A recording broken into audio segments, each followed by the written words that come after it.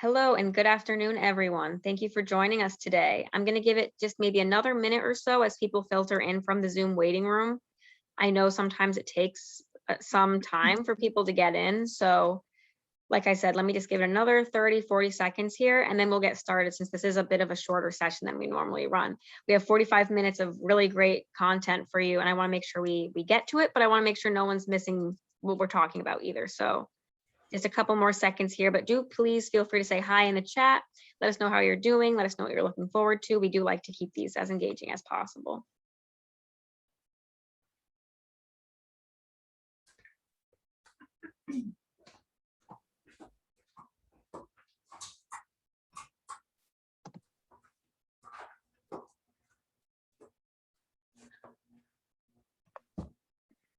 All right, I'm going to start with my intro here, and then hopefully anyone coming in a little late is just missing me. But like I said, it's a shorter session, so I want to make sure we get through all of the content. I'm happy to see some people saying hello in the chat. That's great.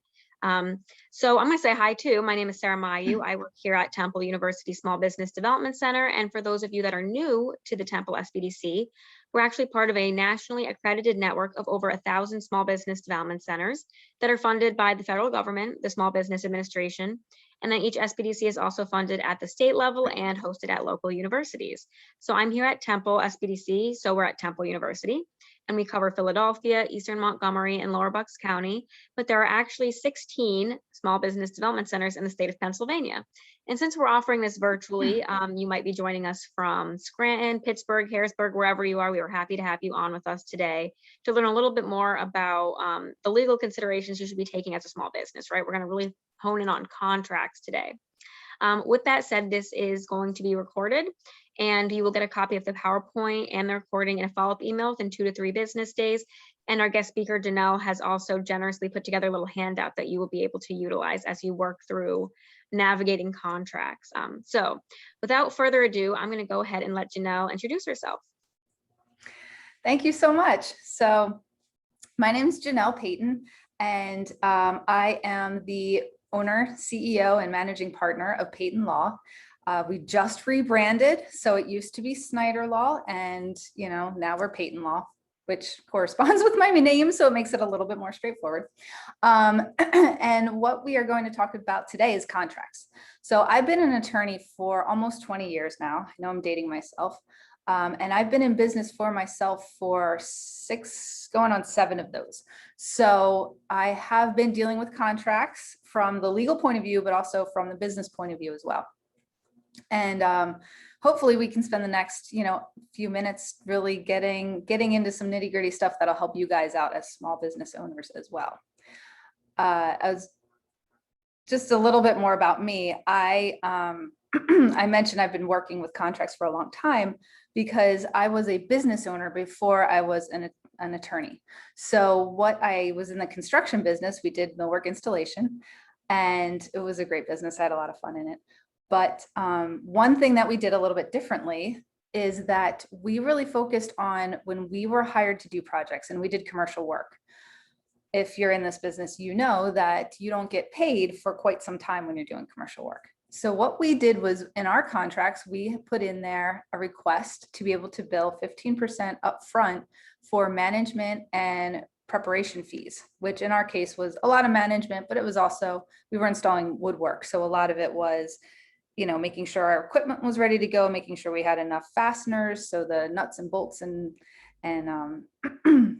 nails and all of that, the glue and all of that. So what happened was people were fine giving that to us. And that is a great example of, a way to use a contract to help your business flow a little bit better.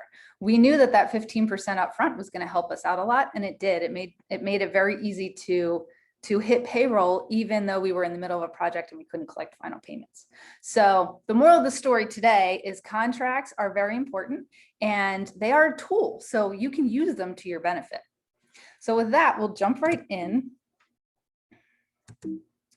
Hopefully we'll jump right in. There we go. All right, so the goal today, I have 3 topics that I want to touch on with you guys. Terms and conditions, drafting agreements, and breach of contract. So terms and conditions, I'm sort of focusing on contracts that will come across your desk. Drafting agreements is when you are drafting the agreement. And then breach of contract. What happens if something goes wrong? So those are kind of our main topics for today. So first one, terms and conditions. So what I like to do is ask you guys a little question so you can test your knowledge, and then we'll go from there. So this question is, you can change pre-printed terms and conditions, true or false? And you've all seen them. It's the back side of that form that has all the little tiny print, or maybe online now it's the button you click that says, I accept the terms and conditions. What do you think? Can you change those or no? True or false? And I'll give you guys a second to think about that. All right, 2 people have said true so far and 2 people have said false. So we're pretty. All right, let's see. True. So, and the people who said false might be right as well, because there's a difference here. A lot of times you think about that in terms of consumer contracts. So obviously we're here because we're business owners and we're looking at figuring out the business piece of things. So in the consumer world, just for comparison's sake, in the consumer world, and I will be the first to admit, I just bought my son his first phone. So I had to buy a phone number and I bought the phone for him, and I'm an attorney. And did I read the agreements that I signed? No, I didn't. And the reason I didn't is A, because who has time to do that? But B, those were consumer contracts. So we have consumer laws that protect the consumers. So when we come across a consumer contract like that, that really there is no negotiating, because you're dealing with, I have AT&T. So that is, I'm not going to call up AT&T and be like, clause number 3 in line 395, I don't agree with, can we redline that? It's just not going to happen. And we know that as attorneys, and the law knows that as well. So there are very strong laws written to benefit the consumer. So if you're signing a consumer contract and it's got like thousands of pages of terms and conditions, that's different than your business life. So now we're in the business world, business contracts. There's nothing to protect you from signing away whatever it is as a business owner or as a business. So when you are signing a business contract or agreement, you've got to read it. You always have to read it, or have someone on your behalf read it. You have to know what you're signing.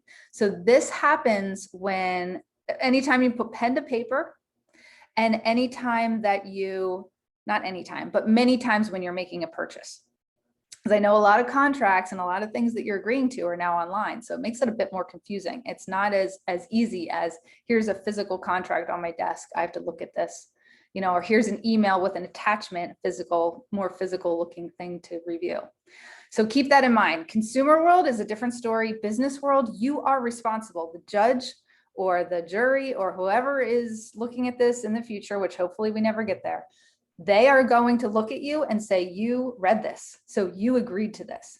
So there is no excuse of, I didn't see that, or I didn't read that, or I didn't know. That exists only in consumer law, not in business law. So just want to be clear with that. Another thing to think about is just the uses of contracts. I gave a little story in the beginning of how I used a contract to help me with cash flow and help me, make sure I can make payroll all the time.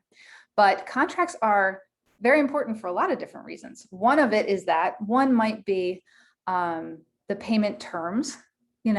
It's very different, especially in small business, if you get paid in 15 days, 30 days, 60 days, 90 days. Those terms can make or break a business. Another thing to think about is all the different types of contracts that we have. There are, client-facing contracts. So those are, if you are providing a service to somebody, what are they signing off on to get from you? There's vendor contracts. If you need to order supplies, those are coming from your vendors. Those are contracts and agreements that you have with them. You've got agreements with your employees sometimes, or your independent contractors if you're using them. And then there's also the whole real estate piece of this, which is, real property or leases, commercial leases, things like that. Those are all agreements. Anytime you're signing something, you need to take a second look at that and go, okay, before I sign, what am I signing? Make sure I agree with what is in here. So I'll pause there and see if anyone has questions just about the basics of contracts. And Sarah, if you'd see if there's any questions for me. We do have one, and I think you might get to this later on, but someone said, is there a resource of templates to help you create contracts?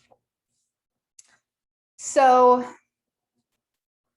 there is, well, there's not Google. Let's wait and answer that in a little bit because I have some thoughts on that. Yeah, sounds good. All right. All right. Second thing we're going to talk about is drafting agreements, and we'll get into this a little bit more here. So question is, business owners can write their own contracts, true or false? Let's see what you guys come up with here.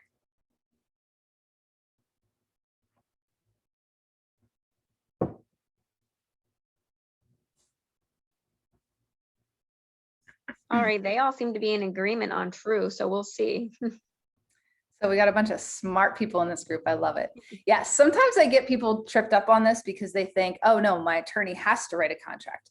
They don't.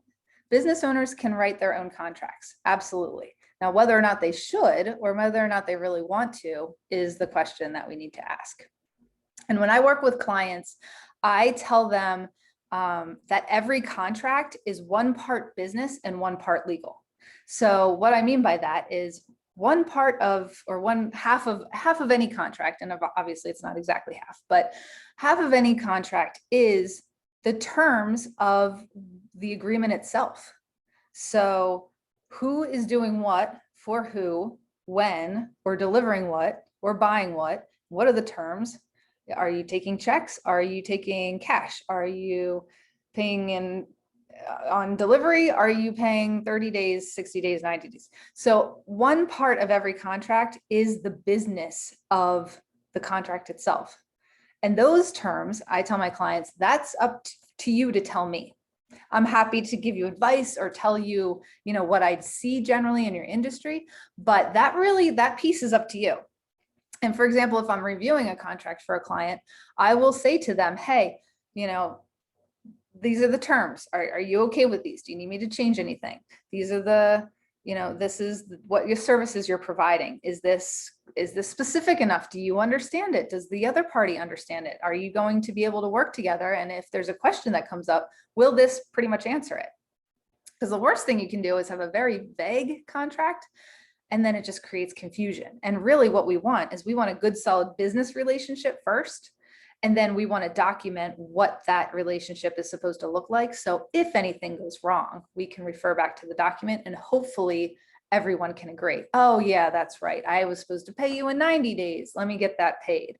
Or, oh, that's right. You said you were providing this service, but not that service. So I'm sorry, I didn't realize.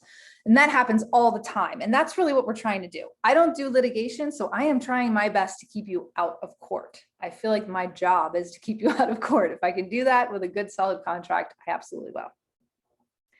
The other part of that, I say, is one part legal. So the legal part are the warranties, the disclaimers, the indemnities, all of the, what law controls this contract. So I work with clients across the nation. The type of work that I do, because I don't do litigation, I can help people start entities, work on contracts, do their intellectual property all over the nation. So I might have a client with a Delaware corporation conducting business in Pennsylvania. Do we want that contract to be bound by Pennsylvania law or Delaware law? We specify that in the contract, and maybe it's better for one, maybe it's better for the other. Maybe we say it has to be in the southeastern district of Pennsylvania because they don't want to travel to northwestern Pennsylvania because they don't have any business out there. Indemnities are, what happens if something goes wrong? Who's paying for it? What if it's a license or some kind of intellectual property agreement and it gets, it gets out, or it's a trade secret and it gets out? What happens? Who has to pay for that? Who has to pay the attorney's fees for that? Are there warranties? Are there disclaimers? Is there anything here that we're not accepting liability for?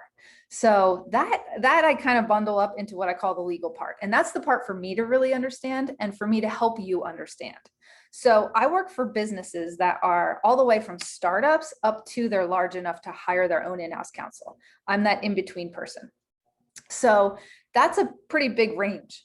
So I have small businesses that are just starting that want very simple contracts because they want to work with a client and they want to be able to get those clients onboarded very quickly. So they want a 1 or 2 page agreement that's very simple, that's worded in plain English that everyone can understand, and that business owner can show the client or the potential client and say, look, part 1 is what I'm going to do for you. Part 2 is what you're going to pay. And part 3 is the legal stuff. This means, if something goes wrong, we're, we're keeping it in Pennsylvania, where XYZ, whatever. And that's huge for a small business owner to be able to start up and just be very confident in their sales process as they're figuring out, and confident in their contract process as well. But then on the other hand, I have clients that are starting to negotiate, like they're getting bigger and they're starting to negotiate with Fortune 500 companies. They cannot provide a contract that's like 1 or 2 pages and written in plain English to, Johnson & Johnson or whoever they're trying to work with. So in that situation, which in that case, Johnson & Johnson probably has their own contract that they're making you use. But in that case, they need something that's a lot more solid and a bit more legal, because if the other side's legal department is going to look at this, if it's a little 1 or 2 page, they're just going to throw it out and say, forget this. But if it's a legitimate contract, it doesn't have to be like 1,000 pages, but let's say it's a 10-page agreement. They have something to review and they can come back and say, okay, yes, we agree with this, this, and this, but we needed you to change that and that, or maybe we need you to increase your insurance or something like that. So as your business grows, your contracts grow. So a lot of times you will start out with whatever you can, and then you will have someone like me come in and help you kind of draft your first real set of contracts. And then, depending upon how fast you grow, it might be a year later, 2 years later, 5 years later, we're looking at them again because you've grown and now you're dealing with different clients or a different type of client, or you've launched a new product or service and now you need more contracts or different contracts for that particular product or service. So, so getting into templates and that question, I never fault people for starting from scratch. I started from scratch. I understand you have to do what you have to do. As an attorney, I can never tell you that it's a good idea to draft your own contracts because you haven't been to law school, so you probably don't know all the nuances of the legal side of it. The business side, you know better than I do, and I'm not going to pretend that you don't because it's your business. You know more about it than anyone. But the legal side is where you can get yourself in trouble. And that's where I recommend that you find an attorney that you like, that you can have a good conversation with, and make sure that they understand your business so that they can help you figure out what that business side of the agreements are, but can also put the legal side in place for you, because you don't want to miss those important things. Because unfortunately, I've seen people go out of business because of a bad contract. I had a client come to me once who we tried to renegotiate a contract where he agreed to, it was like a 180-day payment structure. And he was a small business. He didn't have the capital to front the bill that long. And he signed the agreement, didn't read it, found out it was 180-day payment terms, and it honestly put him out of business. So I never want to see that happen. I don't want to see that to happen to any of you. And I'm sure it won't, because you're watching this, so you're smarter than the average bear. But keep that in mind. I'm never going to fault you for that, but it's a good idea to have someone with the experience on the legal side really help put it together for you. So I'll take a sip of water there and see if you guys have any questions.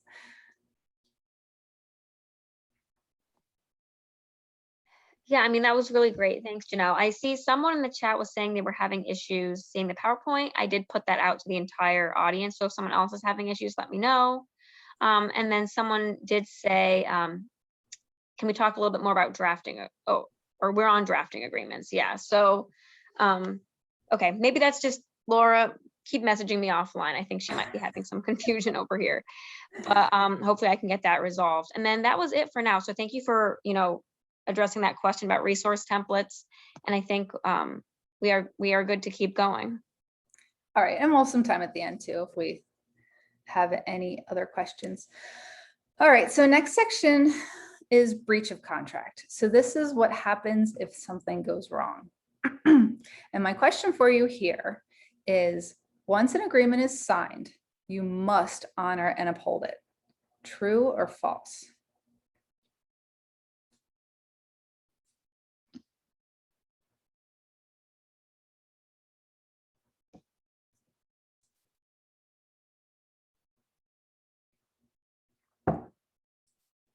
We have a lot of true in the chat. Then I can say confidently that we have some good people in this group. The answer here is kind of, it depends.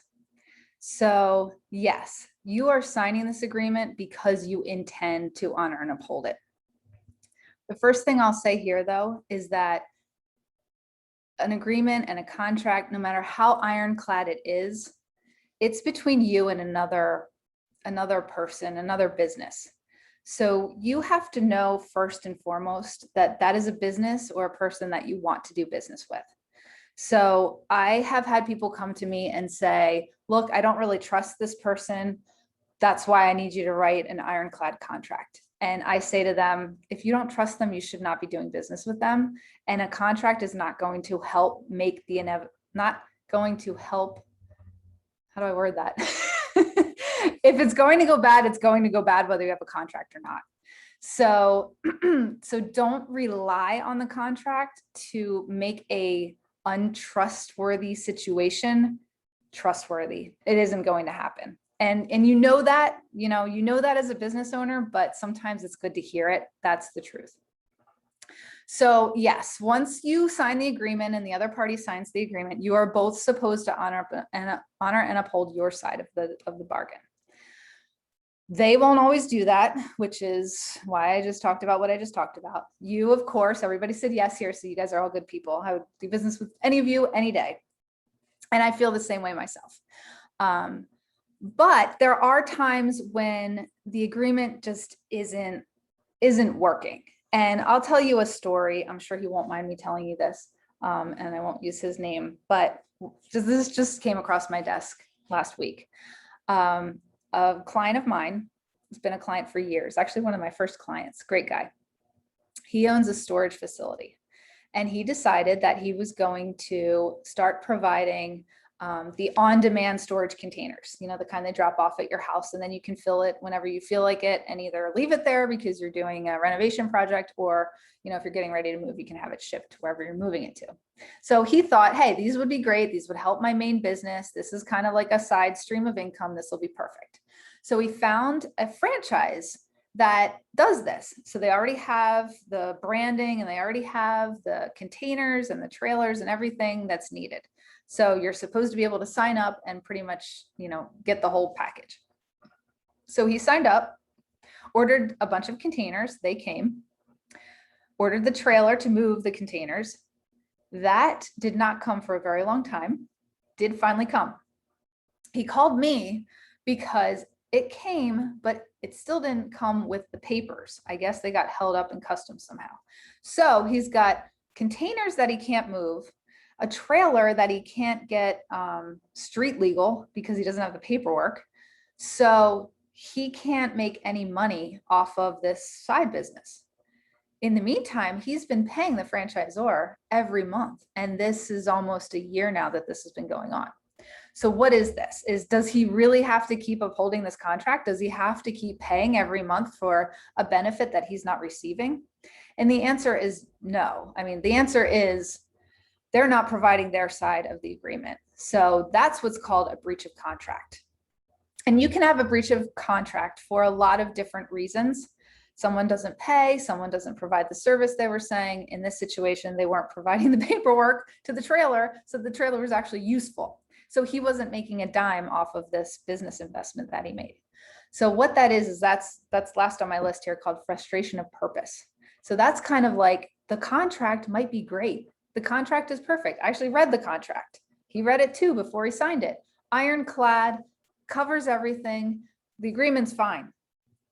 The problem is the company never delivered on their side of it. So the purpose of the contract was for him to be able to use these containers to expand his business. The purpose of the contract was frustrated. It's not happening. So for that reason, he's negotiating with them now to try to figure it out, because really it's solvable. The fact is that he's just been paying for so long and not getting any benefit. But that's called frustration of purpose. As I said, sometimes it's the payment terms weren't met. Sometimes it's warranties or guarantees weren't met. Sometimes there's a bankruptcy and one side or the other defaults because of that. So there's a lot of reasons why a breach can happen. And the best thing to do is have some wording in there about what happens when that happens. Because if there's a breach of contract, what you want is you want a certain amount of time to what's called cure the breach. So for example, I don't know, let's say in his case, his credit, he has the payments coming off of his credit card and his credit card got stolen. So he canceled it and the payment didn't come through. So they would send him a breach of contract because for non-payment. What he needs is he needs something in that contract that says he has 10 days to cure. They have to give him notice and then he has 10 days, 5 days, 20 days, whatever it is, but time to cure the breach. So in his situation, it's an easy fix. Get the new credit card, get the payment method set up again. It's you want to give yourself and the other party time to fix whatever's wrong. So that's an important part of a contract and something to know about breach of contract, which is if somebody isn't doing what they're supposed to be doing, look in the contract and see how much time they have to fix it. Usually you have to give them written notice and then the time starts clicking from there. So that's an important piece of a breach of contract.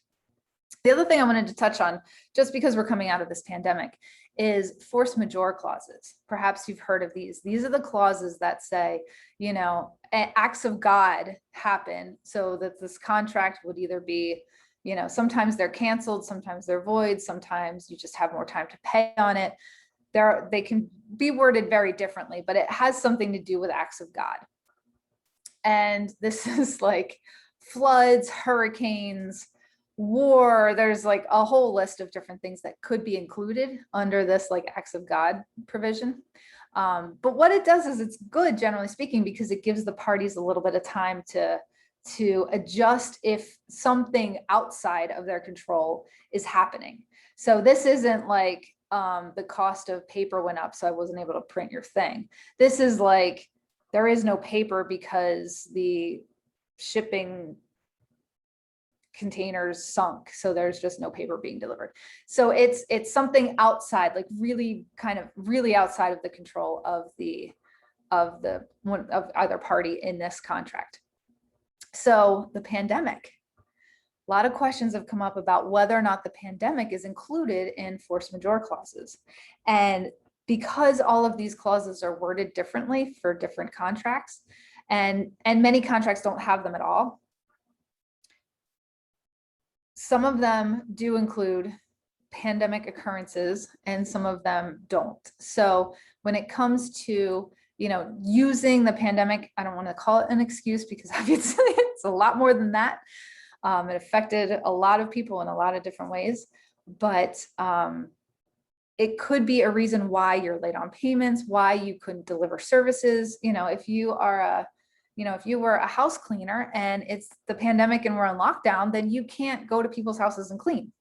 You just can't. So if you have a contract with someone to clean every Tuesday at 3 o'clock and you don't show, you know, that isn't necessarily your fault. So what happens is we're all trying to be humans here and we're all trying to make things work.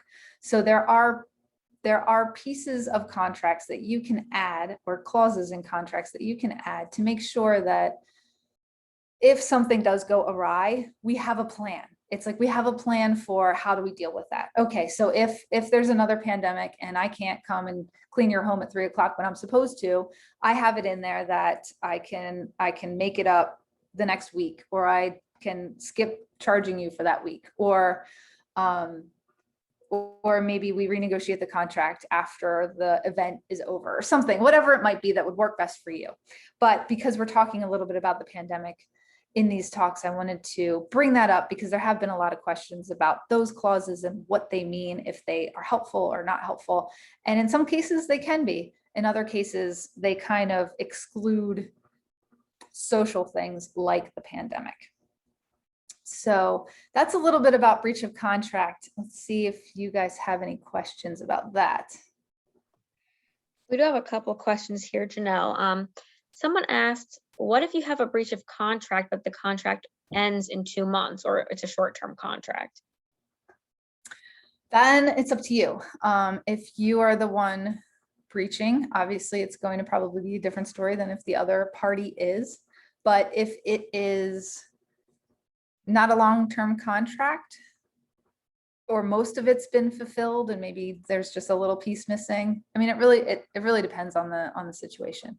But if you are the one that has been defaulted on and you need whatever the services are for that last 2 months, then absolutely you should either get them or you should get the proportional money returned to you. And that's another thing, just in general, contracts. If they do go wrong, there's really only 2 things you can do. You can try to get the thing that is the thing that went wrong in the contract. So the service or the product or the thing, or you can get money back for it. But there's not really, there's not a lot of creativity in there. It's either we figure out how to get you the product or service that you're trying to achieve with the contract, or we can give money back. But there's not a lot else you can do. So when you think about if you have to breach on a contract, which if you have to, I would say bring it up to them first so they don't have to go after you and try to negotiate up front. But if someone is breaching on your contract, you can ask them to perform the service or provide the good or ask for your money back. But those are really the only solutions. Do we have some other questions? Yeah, and then if you could just clarify, if the person still isn't responding to you, like if they're not giving you your money back or completing it after that breach of contract, would that end up going to court, or what would the next step be? Probably, yeah. Okay. Yeah, I mean, I usually tell my clients to reach out first on their own behalf, and then I will step in, and I would say probably 75% of the time I will get a response, but there's still 25% of the time that they just don't respond. And sometimes it's because they are going bankrupt or something really bad is happening to them. But sometimes it's just they figure, well, eventually you'll give up and go away. So they'll just ignore it. In the case of them ignoring it, legal action in terms of going to court is probably the only thing you can do. Now, if it's only a small amount you're looking for, it can be a small claims court situation, and that's pretty straightforward and not very expensive. But if it is something that's a bit more expensive, then you're going to have to go through the system, and it's not designed to be efficient. But sometimes just filing the threat of legal action, putting together the paperwork and filing with the court will get people moving. So those are the tools that we have. Unfortunately, I can't go show up at their doorstep. Now, well, let me take that back. If they have something of yours, you can get the police to go and retrieve it for you or with you. So there are a few other things you can do. And there's also, like in the situation of trade secrets, if someone's taking your trade secret, you can go to court and ask for an injunction. An injunction is just basically the judge in the court says that whatever they're doing, they must stop. Whether or not they actually stop is another story, but if they don't stop, they can be thrown in jail. So most people don't want to be thrown in jail. So that's a pretty good way to get them listening. Hopefully that answered your question. Yeah, that was great. I love the details there. Someone said, is something like LegalZoom good? Do you know what LegalZoom is? Yeah, so I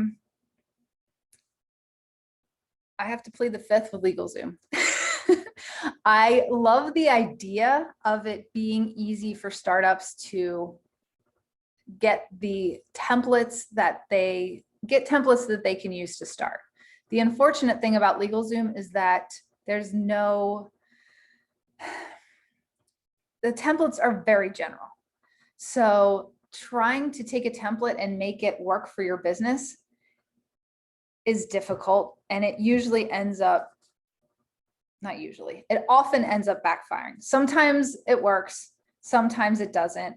It's, do you want to take that chance is what you have to ask yourself.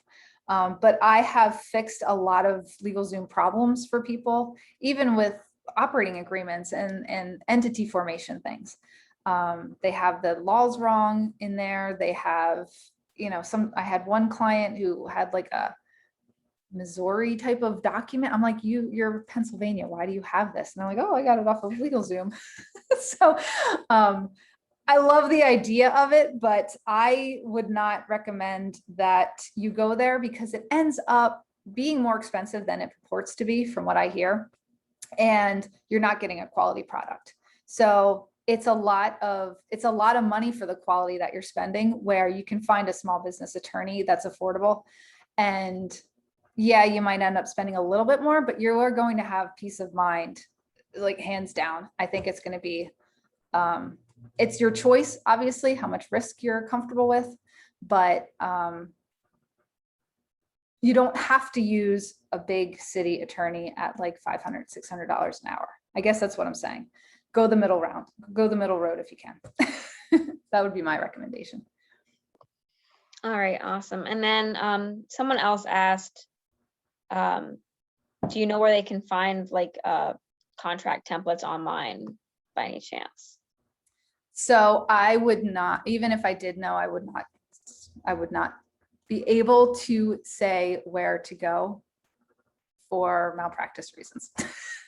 I can't recommend that you Google and find templates online and use them. All right. That was all the questions for now, so we can continue on. Great. So I've got one more piece for you guys, and this is when to review contracts and when to kind of check them out. So this is the last question, I promise. Business owners should evaluate their contracts and agreements every year. True or false? And just to clarify, contracts and agreements, those two words mean the same thing. So I use them interchangeably.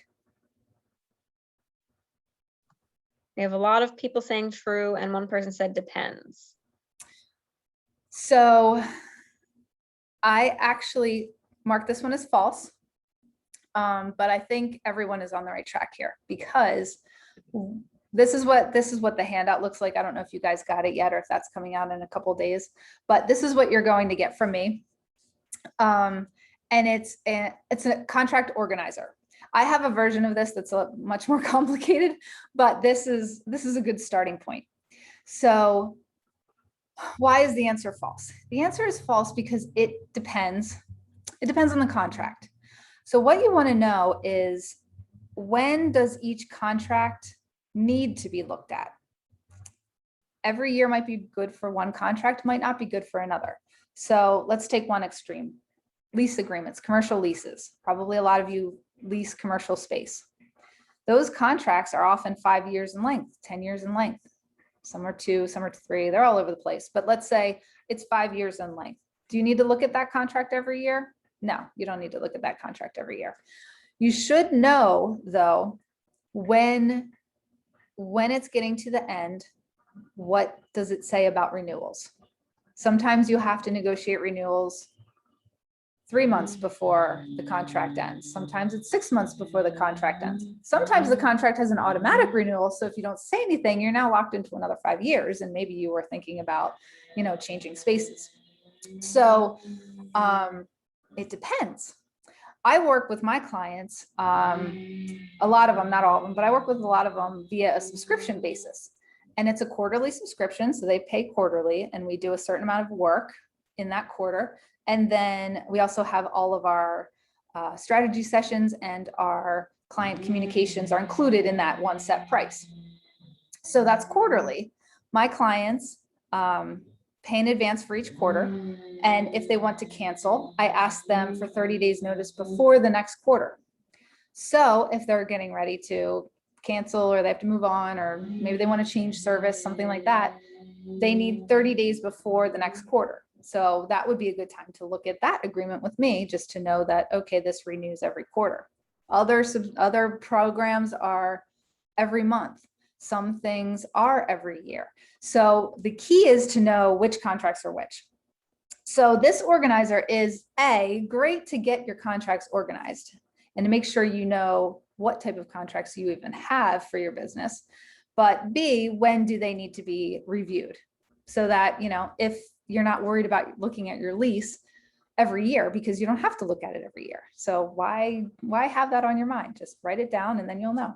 But this is a little handy way to kind of list out what your contracts are. So the first thing I have here is client-facing contracts. So this would be If you are selling products, what that looks like. If you have an online service, you've got terms and conditions. Sometimes you have subscriptions for online services.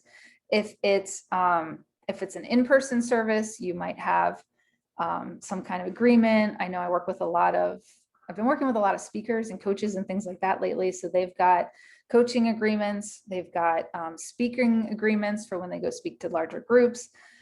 So that's all client facing. Those are your agreements that you're having your clients sign with your terms in them. Then there's vendor contracts. Those are usually coming from the people supplying you with the raw materials that you need to create your business. So if you're in manufacturing, these are, the raw materials, like I said. If you are an online business of sorts, it might be the, what's the word I'm looking for? The software as a solution companies that you are using their platforms to deliver your products. It could be, what else am I thinking of? If you're, like moving things or in trucking or whatever, it could be any of those service parts or service type of contracts with your providers in that sense. Then I've got employees. If you have employees, you might have employee contracts with them. You might not, but you should at least have non-disclosure type agreements or an employee handbook. But that would fall in here. If you have an employee agreement that renews every year, just have that in there so so you don't forget about it. Next on this list is real estate. And I know it's really tiny on the screen, so I'm just reading it out. Real estate is, again, your actual real estate. It could also be if you have a commercial lease, but it could also be if you're in the real estate industry, you might be leasing to other people. So you might have those agreements listed under here as well. And it would be very important for you to know when each of those are renewing, because you probably want to see if you can increase the rates or work things out in that sense. And then the last thing I have on here is independent contractors. So when you're working with independent contractors, which I know a lot of small businesses start that way, and that's great, but you have to be very clear as to what they're providing, how you're paying them, especially if they're project-based, what are the conditions of payment, but also who owns the work product. So if an independent contractor does work for you, you want to make sure that you own whatever that work is. So if something goes wrong with them or the relationship isn't working out, you own all of the work that you paid for them to do. If that's not clear, then it's very easy to get in an argument on that. And I don't want to see that happen to any of you guys. So what I say at the bottom of this form is collect complete signed copies of the above contracts for your attorney to review. And I'm going to focus on the word signed here, because I can't tell you how many clients come to me with their contracts and say, a breach is happening or a renewal is about to happen and I want to change some of the terms, and they don't have signed copies of their agreements. So make sure you keep in a safe place a signed copy of every agreement that you sign. And by safe place, it doesn't have to be a physical lockbox, but it can be. But make sure you've got a folder somewhere where you keep all of this. If it's online, make sure it's protected well enough, but make sure it's there and you have an actual signed copy and you kept it so that you have it for reference. And then once you have this list together, we do reviews for clients where we'll go through and kind of see where they're at with their contracts, see if they're ready to be updated or if they're good. I do a lot of reviews for people that are like, hey, I wrote this contract. Will you take a look at it and tell me how it is? Absolutely. So what this worksheet is sort of designed to do is to help you kind of get all of that information together and get it ready to hand over to an attorney to take a look at it, if that's what you're looking for. And if not, it's just a great chart to keep everything together for your own organizational benefit. But that's what I've got for you guys today. If there's any other questions, let's dig into those. But that's it. Great. Thank you so much, Janelle. We have some people in the chat saying they really enjoyed this session. A lot of really great information here. So I do want to thank you for your time today, and also thank everyone on the call for their time as well. Hope this was valuable to all of you. And I put a link to our survey in the chat. So some of you might know, if you've been on our sessions before, that we do have to fill out a 4-question survey for all of our webinars to continue to provide these great programs to you. Like I said, only 4 questions. So if you can just let us know, what you liked, maybe what you didn't like, any comments, maybe what other workshops you'd like to see in the future, especially in the legal space, that would be great to hear because that'll inform our programming going forward. With that said, I think we just have one question here in the chat. So someone said, if your business entity is an LLC or a corporation, should contracts be signed with reference to your role as the representative of the entity, such as example, managing partner of ABC LLC? Yes, absolutely. That's an easy one. Mhm. So Yep. what happens, and I'll really quickly just share, and most people know this, but you and your entity, you want to divide. And that's why we have LLCs and corporations, so that you on your bank accounts and your house and your assets are one separate thing from your business. So when you are signing contracts for your business, you're not actually signing as yourself as a person, you're signing as whatever your role is in that organization. So always sign as, whatever your name is, and then your title of the company. Great question. All right. Great. That was everyone that had questions. So great timing here. We fit that right into a little less than an hour. Thank you once again, Janelle. And we are doing the legal considerations series with her once a month through September. So feel free to look forward. I think we have at least the July date up if you want to register for that. The August one will be going up soon. And you'll get to see some more great tips and tricks from Janelle and Snyder Law. All right. Thank you, everyone. Enjoy the rest of your day. Take care.